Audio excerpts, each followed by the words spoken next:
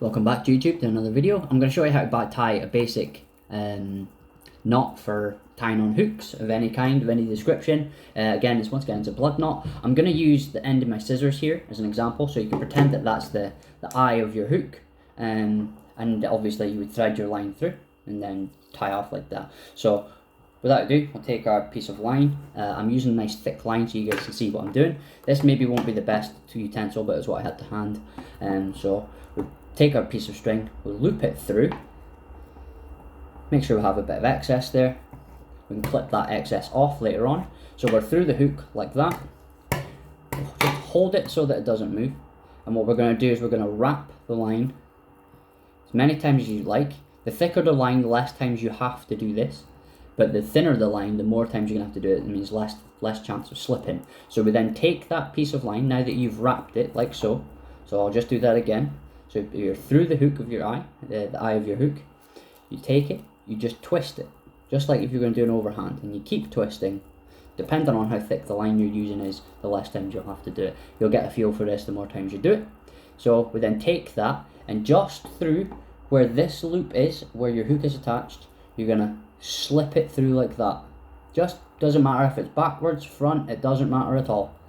And then you then take that, and as you then hold that piece of excess with your, pinch it with your finger, what you're going to want to do is this twisted bit here, you're going to want to give it a good licking of saliva or whatever lubricant you want to use.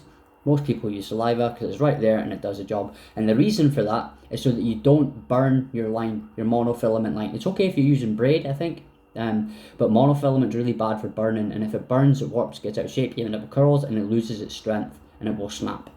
So plenty of saliva on there, and then just hold your tag end, pull the line, and it should cinch down just like that. And once it cinches down, give it a good tug, make sure it's not slipping, and then you have this nice tidy little barrel shape here, which is, I'll try to get that at the center there, sorry. Nice tight barrel. The more times you do that, the more of a barrel you'll have. Again, thicker line doesn't need it, thinner line does, for sure. I've learned that mistake so many times, just wrapping it a couple times and it slips out when you cast. It's not what you want. But that is that's a knot that gets tighter the harder you pull on it. And obviously there's a breaking point to your string, but you take your tag in, and again, this is one that can be tucked right up to the very end. I'll just cut that off there. Try not to cut myself with a Stanley, and me and sharp objects don't mix.